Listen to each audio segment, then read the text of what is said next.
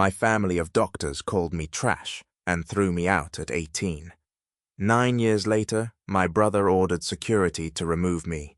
Then I said, "Ask your CEO who I am." The string quartet was playing a soft, elegant melody, the kind of music that costs a fortune just to have playing in the background. Crystal chandeliers cast a warm glow over nearly 300 guests, dressed in designer gowns and custom tuxedos. And right there, in the middle of my brother's lavish wedding reception, my father looked me dead in the eye, adjusted his expensive silk tie, and spat the words that made the surrounding crowd fall dead silent. "Why is this trash here?" My older brother, the golden child groom, stepped up beside him with a cruel smirk on his face. He didn't even look at me. He just waved a hand toward the door and sneered, "Security, remove him. He is ruining my day." I watched the guards step forward, their hands reaching for their radios. My heart pounded, but not from fear. I felt a cold, burning anger that had been simmering for 9 long years. They thought they still held all the power. They thought I was still the helpless teenager they threw out on the street. But what my father and my arrogant brother didn't know was that the very man they were desperately trying to impress tonight, the most powerful CEO in the room, actually worked for me. Security was closing in, but I just smiled. Let me take you back 9 years so you can understand exactly why I stood there in my tailored suit, watching my toxic family eagerly dig their own graves. There are certain moments in your life that draw a hard, permanent line in the sand. There is the person you were before that moment, and the person you are forced to become after it.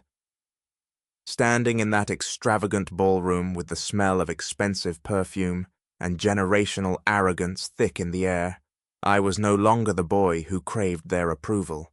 My name is Alden. I am 28 years old, and for the better part of a decade, my family treated my existence like an embarrassing stain on their pristine white coats.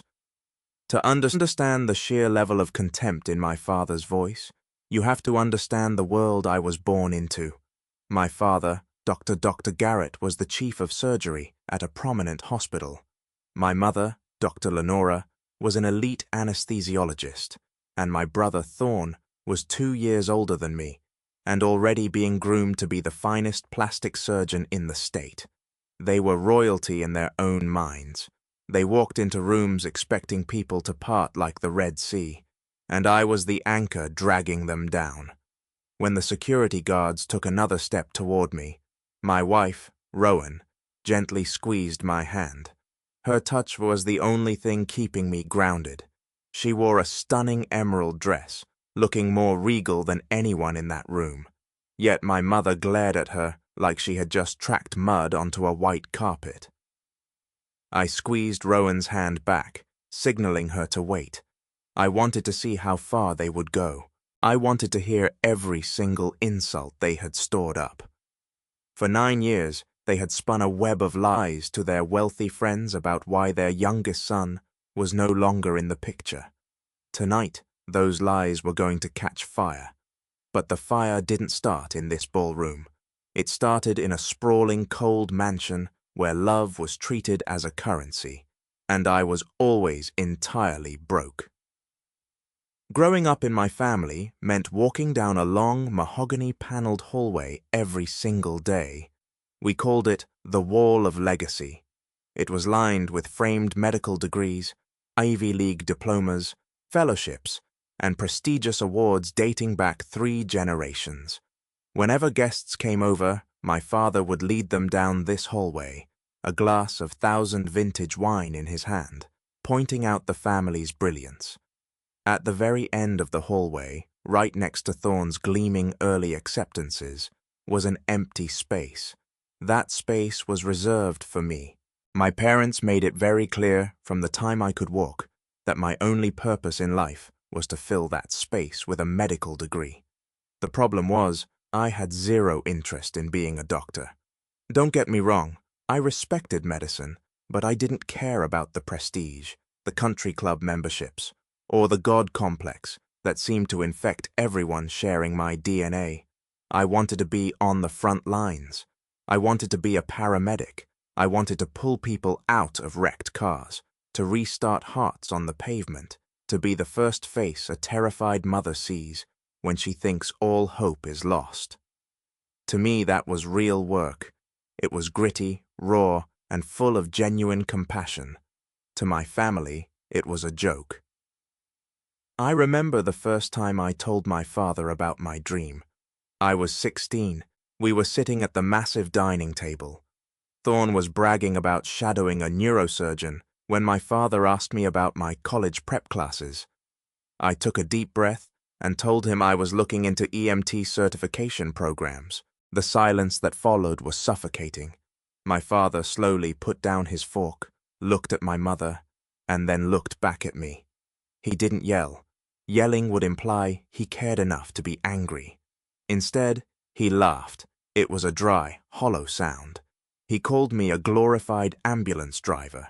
He said I was aiming for the gutter when I had the stars handed to me on a silver platter. From that day on, the shift in the house was palpable.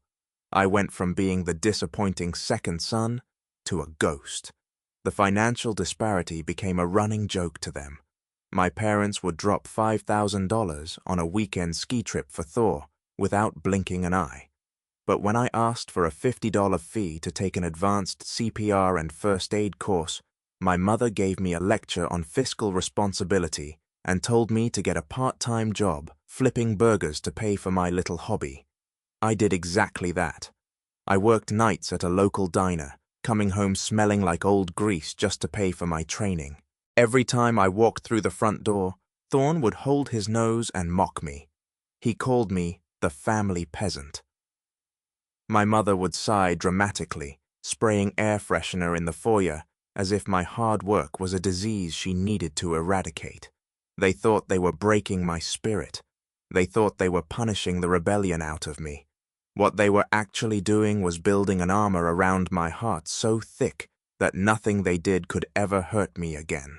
Or so I thought. If you look back at your childhood, you can probably pick out specific memories that define your relationship with your family. I call my memories the Museum of Pain. They are vivid, undeniable exhibits of how deeply they despised me for not conforming to their mold. Exhibit A was the family portrait from our trip to Hawaii. I was 17. I had paid for my own plane ticket using my diner money because my father said a future paramedic didn't deserve a first-class vacation on his dime. When the professional photos arrived a few months later, I walked into the living room and saw a massive canvas hanging over the fireplace. It was a beautiful shot of my parents and Thorne smiling brightly against the backdrop of the ocean. I stared at it for a long time, trying to figure out what was wrong. Then it hit me. I had been standing right next to Thorne in that photo. I had been cropped out entirely. When I confronted my mother about it, she didn't even look up from her magazine. She just casually took a sip of her tea and said the frame size they wanted didn't accommodate all four of us, and since I wasn't wearing a proper linen shirt anyway, it was for the best. Exhibit B was my 18th birthday. In our family, turning 18 was a huge milestone. On Thor's 18th, he was gifted a brand new custom-ordered Porsche. He paraded it around the neighborhood for weeks. When my 18th birthday rolled around, there was no party. There was no cake. I walked outside in the morning to find an old rusted bicycle leaning against the garage. The chain was squeaky. The tires were half flat. My father walked out, tossed me a cheap helmet, and said it would be good practice for navigating traffic since I wanted to work in the streets so badly. But Exhibit C was the one that truly shattered whatever fragile bond we had left. It was the moment I realized they weren't just neglecting me. They were actively trying to sabotage me. I had finally saved up enough money to enroll in the premier EMT academy in the city. I was thrilled. I had my acceptance letter hidden in my desk drawer. 2 days before classes started, I got a call from the academy. They were confirming my cancellation. My heart dropped into my stomach. I asked them what they meant. The receptionist told me my mother had called, claiming I had a severe substance abuse problem and needed to withdraw immediately to go to rehab. I confronted Lenora in the kitchen. She didn't deny it. She just looked at me with those cold, calculating eyes and said she was doing me a favor. She said my little blue-collar fantasy was embarrassing the family, and she wouldn't allow me to drag the Garrett name through the mud of public service. She spoke with a honey-coated venom, trying to frame her sabotage as maternal care. Have you ever had someone you love look you in the face and intentionally destroy something you worked your fingers to the bone for just because it didn't fit their aesthetic? If your family has ever sabotaged your dreams because it wasn't prestigious enough for them, let me know in the comments. I read every single one, and I need to know I'm not the only one who had to survive this kind of betrayal.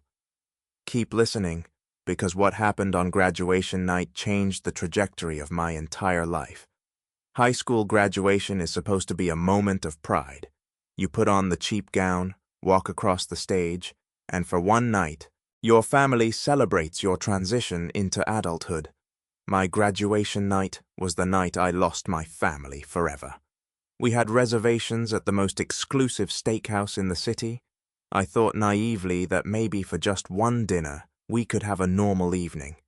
I was wrong. We hadn't even ordered appetizers when Thorne pulled an envelope out of his jacket pocket. It was his early acceptance letter to a top-tier medical school. Instantly, my graduation ceased to exist. My father ordered a $2,000 bottle of champagne. My mother was practically in tears, taking photos of Thorne holding the letter. They spent an hour discussing his future, his brilliance, his inevitable success. I sat there cutting my steak in silence, invisible as always. Finally, the waiter came over with a small cake they had pre-ordered, but it didn't say, "Congratulations, Alden." It said, "Future Dr. Thorne." I put my fork down. The metal clinked loudly against the china. I looked at my father and quietly asked if we were going to acknowledge that I had just graduated today. Garrett stopped smiling. He wiped his mouth with his napkin, leaned forward, and delivered the final blow. He told me there was nothing to celebrate. He said graduating high school was a basic expectation, not an achievement. And then he dropped the bomb. He informed me that since I was still refusing to apply to pre-med programs, my entire college fund, money my grandparents had set aside for me, was being transferred to Thorne to help cover his medical school expenses and his future apartment in the city. The air left my lungs. I told him that was my money. He laughed. He said I was a terrible investment, and he didn't throw good money at bad projects. He told me I had two choices: sign a contract agreeing to attend pre-med in the fall, or get out of his house by morning. I didn't yell. I didn't flip the table. I just stood up, threw my napkin on the chair, and walked out of the restaurant. I went home and packed everything I cared about into 2 black trash bags. I didn't take any of the expensive clothes they had bought me for holidays. I took my jeans, my boots, my diner uniform, and a few books. As I was walking down the hallway lugging the bags, I saw my grandpa Silas standing by the front door.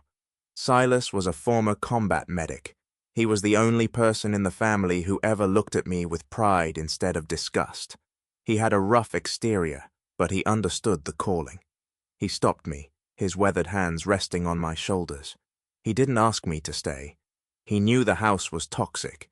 Instead, he reached into his pocket and pulled out a tarnished, heavy metal pin. It was his old combat medic badge.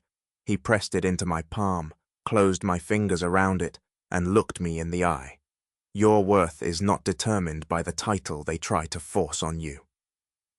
"Alden," Silas said, his voice thick with emotion. "A title doesn't make you a man. What you do for others in the dark, that makes you a man. Go build your own life." I hugged him hard, holding back tears. I walked out the front doors into a torrential downpour. I had no car, no money, and nowhere to go. I was 18, soaking wet, and completely alone in the world. I thought I had hit rock bottom. I thought the worst was over, but I underestimated just how vicious my family could be when they felt defied. The first year on my own was a masterclass in survival. I rented a room in a cheap, run-down motel that smelled like bleach and stale cigarette smoke.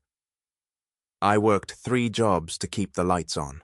I was a night shift security guard, a daytime delivery driver, and on weekends, I scrubbed floors at a local clinic just to be near the medical field. I was exhausted to my very bones. Every muscle ached constantly, and my diet consisted mostly of instant ramen and whatever leftover sandwiches the clinic nurses felt pity enough to leave in the break room. It was in that cramped clinic break room that I met Rowan. She was a triage nurse, brilliant, sharp-tongued, and fiercely compassionate. She didn't look at me like I was the janitor. She looked at me like I was a human being. We started talking over cold coffee at 3:00 in the morning. She listened to my dreams of building a private mobile health and emergency transport company. While my family called it a pipe dream, Rowan called it a business plan. She became my anchor. Things were slowly starting to look up. I had saved enough money for a down payment on a heavily used, decommissioned ambulance. I had the business plan drawn up for Apex Mobile Health. I just needed a small business loan from the local community bank to cover the insurance and medical retrofitting. I walked into that bank in my best thrift store suit, confident that my numbers made sense. The loan officer, a guy who had known my father for years, took one look at my application and slid it back across the desk. Denied. I asked him why. My credit score was low but clean, and my business model was solid. The officer awkwardly cleared his throat and muttered that the bank couldn't take a risk on someone with a volatile personal history. I was confused until a week later when Rowan showed me a screenshot from Facebook. My Aunt Veda, my mother's sister, and the family's chief gossip had been busy. She was the ultimate flying monkey. Veda had been going around to every country club dinner, every charity gala, and apparently every local bank manager, spreading a vile rumor. She told everyone that I wasn't just downed for being rebellious. She claimed I was kicked out because I was a raging drug addict who was caught stealing prescription pads from my father's study to fund my habit. They weren't just content with throwing me out. They wanted to make sure I couldn't survive without them. They wanted to starve me out, to force me to come crawling back on my hands and knees, begging for their mercy. The isolation was crushing. I lost out on 2 more loans because the rumors had poisoned the well. I remember sitting on the floor of my motel room, my head in my hands, feeling the weight of the world crushing my chest. I looked at Grandpa Silas's medic pin resting on the cheap nightstand. I realized then that playing nice wasn't going to work. Surviving wasn't enough anymore. I had to succeed. I had to become so massive, so undeniable, that their petty little rumors would be swallowed whole by my shadow. If revenge is a dish best served cold, I spent the next several years building the freezer. I stopped applying for loans in my hometown. I expanded my radius. Rowan and I got married in a courthouse on a Tuesday morning, wearing our scrubs because we both had shifts in the afternoon. There was no string quartet, no vintage wine, just the 2 of us, and a promise to build an empire from the dirt up. We eventually found a private investor 3 towns over who didn't care about local gossip.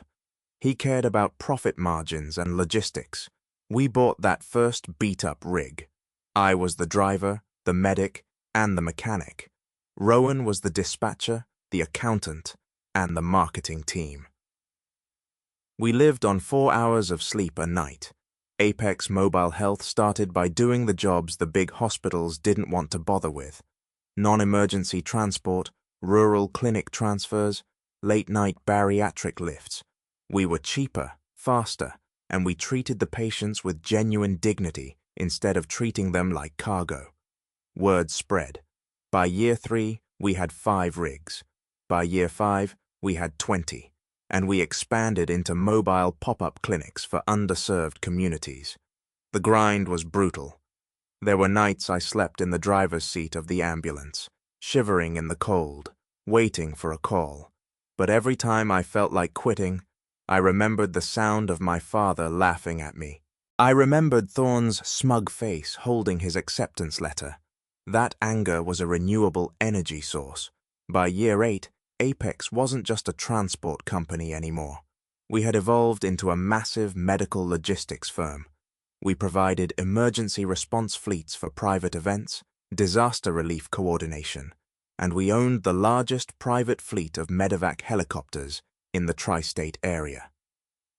I went from scrubbing floors to sitting in a high-rise corner office, negotiating multi-million-dollar contracts with state health departments.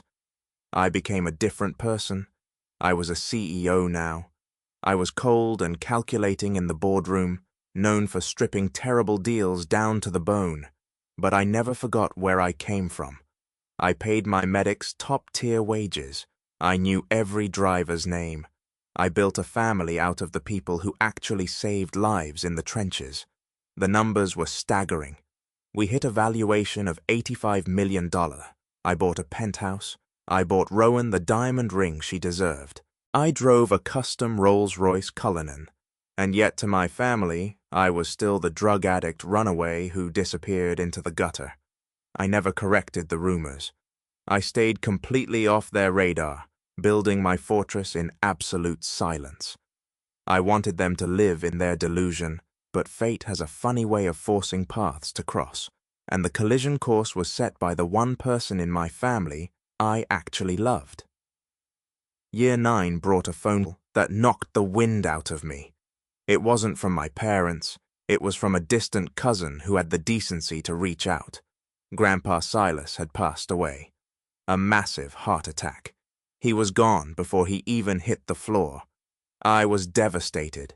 He was the only thread tying me to my bloodline. I immediately booked a flight and drove to the funeral home, intending to pay my respects quietly in the back. But when I walked up the stone steps, Aunt Veda was standing by the door.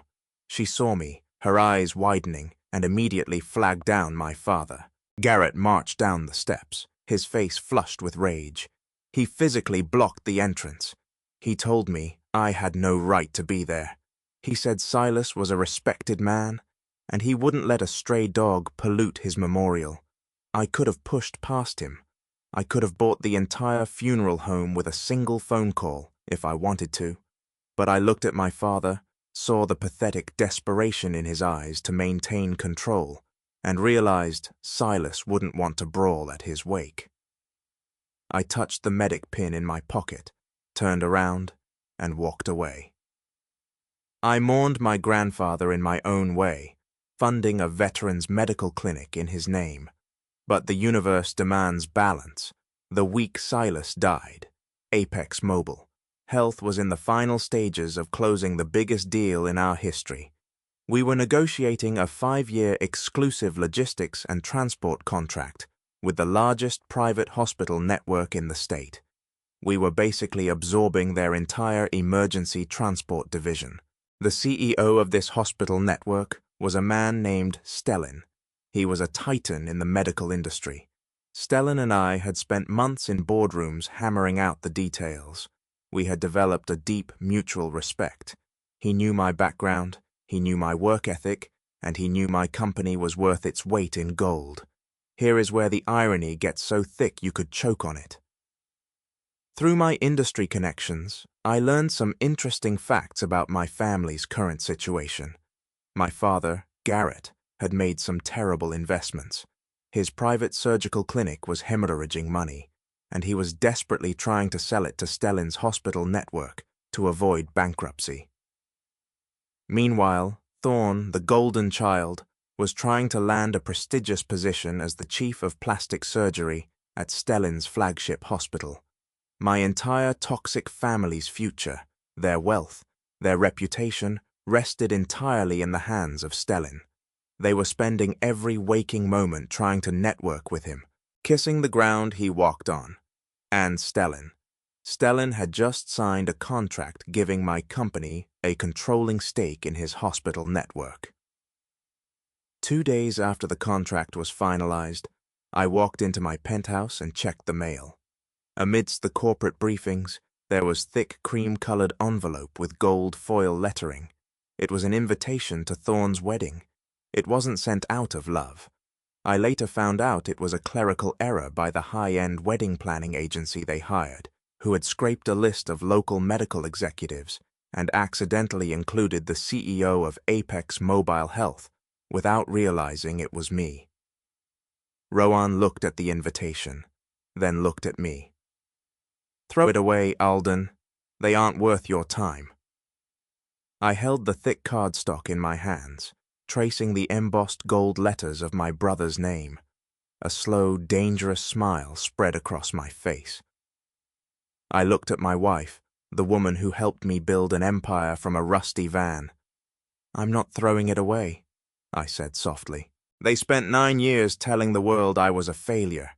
It's time I give them an update," which brings us right back to the ballroom, to the crystal chandeliers, the string quartet, and my father sneering in my face, calling me trash while the security guards moved in. What would you have done in my shoes? Would you have stayed away?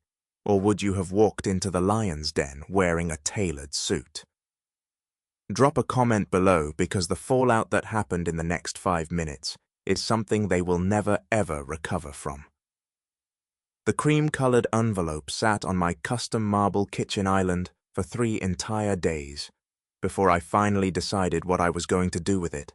It was heavy, made of the kind of thick, expensive cardstock that screams generational wealth, with my brother's name and his fiancée's name embossed in shimmering gold foil.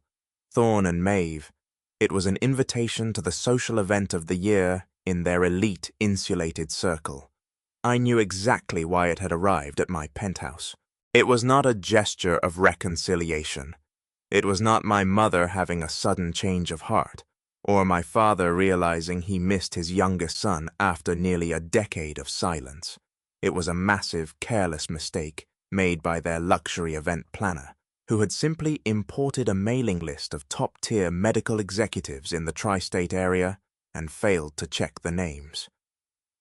Rowan stood across from me, sipping her morning coffee from a simple ceramic mug that we had kept since our days living in a run-down motel. She looked at the invitation with a mixture of deep disgust and genuine concern. She knew the scars that family had left on me better than anyone. She had been there when I was scrubbing clinic floors, surviving on 4 hours of sleep, and flinching every time a block number called my cheap prepaid cell phone. She gently placed her hand over mine and told me to throw the envelope away. She said they were not worth my time, that we had built a beautiful, peaceful life, and there was zero reason to let their familiar poison back into our world. I looked at my wife. She was right. Of course, logic dictated that I should just toss it in the trash and enjoy my weekend, but there was a fire burning in my chest that had not gone out in 9 years. I picked up the invitation, feeling the raised gold lettering under my thumb. I told her that for almost a decade they had controlled the narrative. They had told everyone who would listen that I was a drug addict, a failure, a stain on their perfect legacy. I told Rowan that I was not going to throw the invitation away. I was going to accept it because I knew something they did not. I knew that Stellan, the man holding my father's financial future and my brother's career in the palm of his hand, was going to be at that wedding. And Stellan answered to me. The day of the wedding arrived with a bitter chill in the air, but inside our penthouse, the atmosphere was electric with anticipation. I did not put on a thrift store suit or a cheap rental.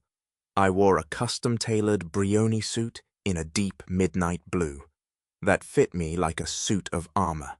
Rowan wore a breathtaking floor-length emerald gown that caught the ambient light with every graceful step she took. We did not call a standard taxi or a generic rideshare. We took the private elevator down to our secured garage and stepped into my custom dark blue Rolls-Royce Cullinan. The drive to the luxury estate where the reception was being held took 45 minutes. During that entire ride, the city lights blurred past the tinted windows, and I felt a strange, chilling sense of calm wash over me. I was not the terrified 18-year-old boy walking out into the freezing rain anymore. I was a king stepping into a kingdom that falsely believed I was dead. When we pulled up to the valet stand, the attendant's eyes widened at the sight of the vehicle. He scrambled to open Rowan's door, treating us with a level of reverence my father constantly demanded, but never truly earned. We walked up the grand marble steps, the crisp night air biting at my face, and handed our pristine invitation to the hostess at the front doors. She smiled warmly, checked off my name on her velvet-bound list without a second thought, and opened the heavy mahogany doors to the grand ballroom. The sound of clinking crystal and the classical string quartet washed over us. I took a deep breath, offered my arm to Rowan, and stepped into the lion's den. I knew the moment they saw me, all hell would break loose, and I was more than ready to watch them burn.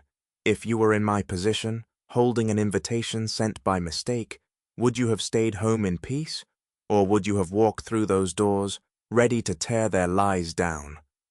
Keep watching, because the look on my father's face was worth every single moment of struggle I endured. This brings us right back to that exact moment on the ballroom floor. The music was playing softly, the champagne was flowing freely, and the air was thick with the scent of expensive lilies and arrogance. Rowan and I had not even made it to our assigned table in the back before Garrett spotted us. He was standing near a massive center ice sculpture carved into the shape of a swan, holding a glass of vintage wine, laughing loudly with a group of hospital administrators.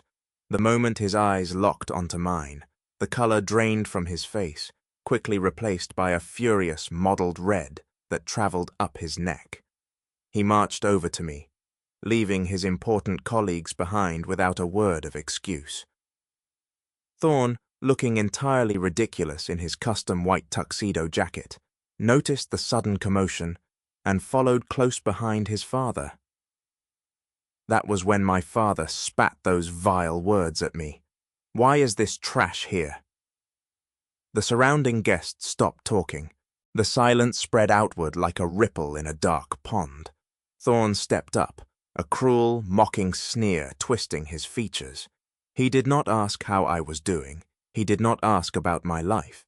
He looked at my suit, assuming it was a cheap knockoff, and sneered at the private security guard standing near the exit. "Security, remove him. He is ruining my day." My mother, Lenora, appeared from the crowd like a ghost. She wore a silver gown that matched the icy glare in her eyes. She looked Rowan up and down with blatant, unfiltered disgust.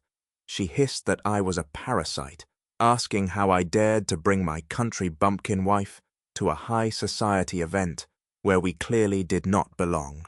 She told me to leave before she called the police and had me arrested for trespassing and harassment. The security guards began moving in. Two large men in black suits approached us, their hands resting cautiously on their belts. One of them reached out, preparing to grab my shoulder to physically escort me out. Rowan stood tall, her grip on my arm firm and unwavering. I did not move. I did not flinch. I just stood there, letting them hurl their insults, letting them show their true ugly colors to the surrounding guests who were now whispering, pointing, and murmuring among themselves. Just as the guard's fingers brushed the fine fabric of my jacket, a massive commotion erupted near the main entrance. The grand doors swung open wide, hitting the stoppers with a loud thud. The hostess stood back, looking incredibly flustered and eager to please. A heavy hush fell over the entire room. Even the string quartet faltered for a second, the cellist hitting a sour note before stopping entirely. Stellin had arrived. He walked in radiating sheer authority, flanked by two of his executive assistants. He was the CEO of the largest hospital network in the state, a man whose net worth and industry influence made my father look like a first-year medical student. Garrett and Thorne instantly forgot about me. Panic and sheer unadulterated greed took over their faces. Garrett shoved past me, nearly knocking over a waiter carrying a tray of appetizers. Desperate to be the first to greet the titan of their industry, Thorne smoothed down his white jacket, pasting on a pathetic, sycophantic smile that made my stomach turn. My mother gasped, smoothed her silver dress, and quickly followed them. They left me standing there with the security guards, assuming I would be dragged out through the back door, while they secured their golden future and financial salvation. They practically threw themselves at Stellan's feet, but Stellan was not looking at them. His eyes were scanning the crowded room, looking for someone specific. I gently waved the security guard away with 2 fingers, adjusting my cuffs calmly. I watched my father reach out to shake Stellan's hand. I watched the trap spring shut, and I prepared to deliver the killing blow. Garrett bowed his head slightly, extending his hand with a desperate eagerness that was honestly embarrassing to witness. "Mr. Stellan, it is an incredible honor to have you here. Thank you for gracing my son's wedding. As you know, Thorne here is eager to finalize the discussions regarding the chief of plastic surgery position at your flagship hospital. We are thrilled to integrate our family's proud legacy with your esteemed network." Thorne nodded vigorously, looking exactly like a puppy begging for a treat. He started rambling rapidly about his credentials, his supposedly innovative surgical techniques, and how much immense value he would bring to Stellan's executive board. Stellan stopped walking. He looked at Garrett's extended, trembling hand, then looked at Thorne's desperate, sweaty face. He did not take Garrett's hand. He did not smile. Instead, Stellan's sharp gaze shifted over their shoulders, scanned the crowd, and landed squarely on me. Stellan bypassed my father entirely. He walked right past Thorne, leaving them standing there with their hands awkwardly hovering in the cold air. The crowd parted for him as if he were royalty. He walked straight up to where Rowan and I were standing, leaving my family staring at his back in utter confusion. When he reached me, Stellan did something that made the entire ballroom gasp in unison. The most powerful man in the state's medical industry bowed his head slightly to me. "Mr. Alden," Stellan said, his voice booming and clear, carrying easily across the dead, silent room. "I did not expect the boss to make an appearance tonight. It is a genuine honor to see you and your lovely wife, Rowan." The silence that followed was heavy enough to crush bone. I could hear the faint hum of the air-conditioning vents. I looked past Stellan and saw Thorne. His jaw was literally hanging open. The crystal glass of champagne he was holding slipped from his limp fingers and shattered loudly on the marble floor, sending sparkling wine and glass shards flying everywhere. Stellan turned around to face the shocked crowd, resting a respectful hand on my shoulder. For those who have not heard the news, the $85 million merger was finalized late last week. Mr. Alden's company, Apex Mobile Health, has officially acquired a 60% controlling stake in our hospital network's logistics and emergency response divisions. Mr. Alden is now the majority shareholder of the very board that controls all of our hiring and acquisitions. Stellan looked directly at Garrett, whose face had gone from furious red to a terrifying, sickly white. "Dr. Garrett," Stellan continued, his tone turning sharp and clinical, "I assume you invited my boss here to expedite your request regarding your clinic. However, as of yesterday morning, all executive staffing decisions, including the chief of plastic surgery role and all private clinic acquisitions, must be personally reviewed and approved by Mr. Alden." My father looked like he had been struck by lightning. He grabbed the edge of a nearby cocktail table just to keep his knees from buckling. Thorne was hyperventilating, staring at me as if I had just grown a second head. I just smiled. the cold, calculated smile of a man who had spent 9 long years in the dark, building a monster that had just swallowed them whole. Garrett started sputtering nonsense. He shook his head wildly, his eyes darting back and forth between Stellan and me like a trapped animal. No, no, no, Mr. Stellan. There has to be a terrible mistake. This is Alden. This is my son.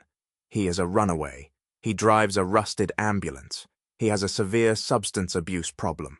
You are confusing him with someone else. This is a prank. Stellan frowned, genuine confusion crossing his face before it hardened into fierce, righteous anger. Substance abuse. Rusted ambulance. Garrett, are you out of your mind? Apex Mobile. Health employs hundreds of top-tier paramedics. They own the largest private medevac helicopter fleet on the eastern seaboard. Alden built this empire from the ground up while you were busy playing golf. He is one of the most respected medical logistics CEOs in the country. Did you honestly not know what your own son has been doing for the last decade before Garrett could form another pathetic, stuttering excuse? The massive projector screen at the front of the ballroom, which had been showing a cheesy slideshow of Thorn and Maeve, suddenly flickered. Earlier that evening, my assistant had made a very generous cash donation to the venue's audiovisual technician to slightly update the presentation program. The screen went pitch black for a second. Then it lit up with a high-definition corporate video. It was the official merger announcement.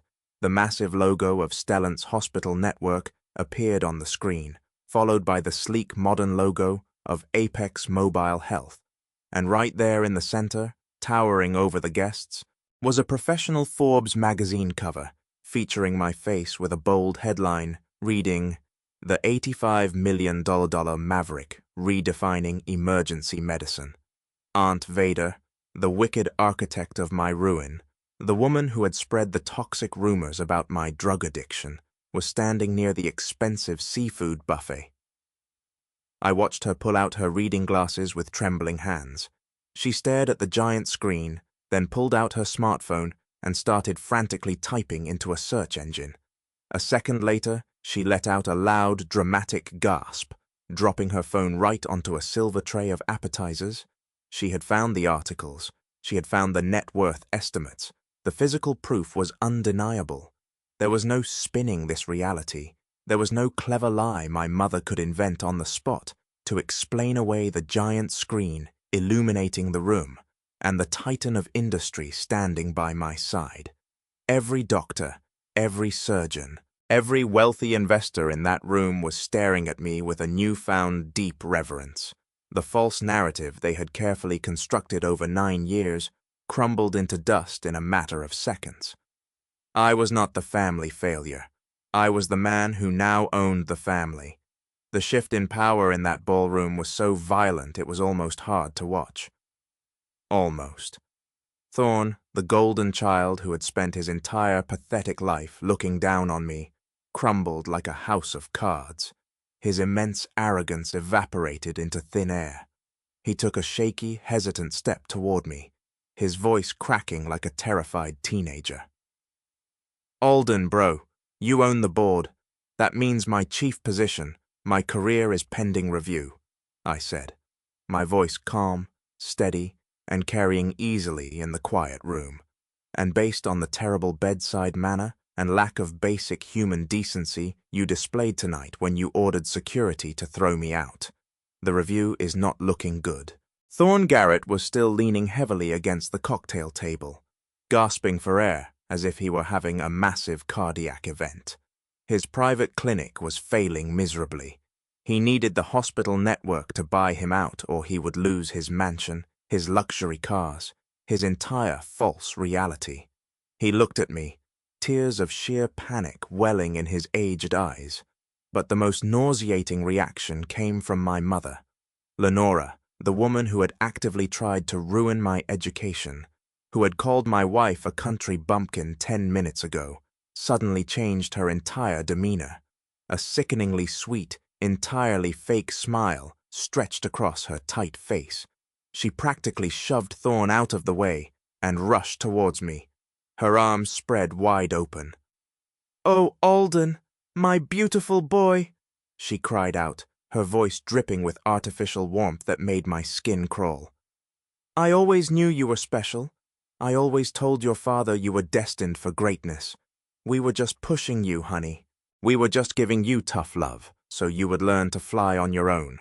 I have kept your room exactly the same all these years. You have to come over for dinner this Sunday.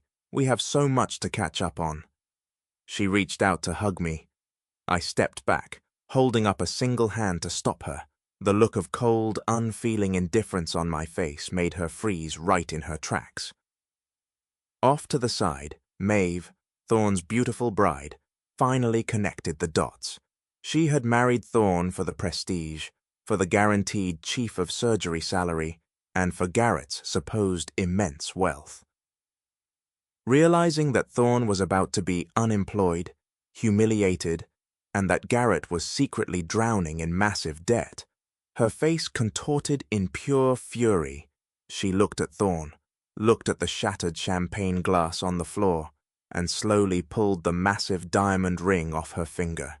She threw it hard at his chest, turned around, and marched out of the ballroom without saying a single word. The golden child's perfect day was officially destroyed. I looked at my mother, her arms still awkwardly frozen in the air, her fake smile trembling. "You didn't push me," I said, my voice echoing off the marble walls, making sure every guest heard me. "You tried to bury me. You cancelled my classes. You spread rumors that I was a drug addict. You cut me off and threw me into the street with nothing. The only reason I survived was because of Rowan and because of my own sweat and blood." I turned my attention to Garrett, who was looking at the floor. "You called me trash tonight. You told me I was ruining your day. Well, consider my presence a blessing because I am saving you the trouble of waiting for a phone call next week." Garrett swallowed hard, his hands trembling violently. "Alden, please, the clinic. We are family. You can't do this. We are not family." I corrected him, my voice devoid of any emotion whatsoever. "You made that abundantly clear 9 years ago. The board will not be purchasing your failing clinic. Garrett, it is a terrible investment. And as you once told me, I do not throw good money at bad projects." I looked at Thorne, who was now kneeling on the messy floor, desperately trying to pick up the ring Maeve had thrown at him. And as for the chief of surgery position, the network requires true leaders who understand compassion, logistics, and hard work. You have none of those qualities. Your application is officially denied. I did not raise my voice. I did not yell or throw a tantrum. I delivered the hard truth with the clinical precision of a surgeon cutting out a malignant tumor. I looked at Stellin, gave him a brief nod of mutual respect, and then offered my arm to Rowan. "We are leaving," I said to my wife. The crowd parted for us instantly. Nobody dared to say a word. The private security guards who had tried to grab me earlier were standing stiffly against the wall, staring at the floor in embarrassment. We walked out of the grand doors side by side, leaving behind a ruined wedding, a shattered dynasty, and a room full of people who finally knew the undeniable truth. When we stepped outside into the cool night air, our driver pulled the Rolls-Royce Cullinan right up to the curb. I opened the door for Rowan, helped her inside, and climbed in next to her. As the heavy door shut, sealing us in the quiet luxury of the cabin, I looked out the tinted window. I saw Garrett stumble out onto the marble steps, holding his chest, watching my taillights disappear into the darkness. He had finally realized the true cost of his arrogance. Thank you so much for listening this far. If you are enjoying this moment of ultimate justice, please leave a comment with the letter W below. W stands for win for everyone who has ever proven their toxic family wrong. I will be reading and liking every single comment that has a W in it. The long ride home was beautifully quiet. Rowan rested her head gently on my shoulder, her hand tightly intertwined with mine. The adrenaline was slowly leaving my system, replaced by a profound, overwhelming sense of lasting peace. I reached into the inner pocket of my suit jacket and pulled out the tarnished metal pin Grandpa Silas had given me in the freezing rain all those years ago. I rubbed my thumb over the worn medal. Silas was right. A fancy title did not make a man. I had spent so long building my massive empire to protect myself from them. But tonight, I realized something incredibly important. The true victory was not rejecting Thorne's application or bankrupting Garrett.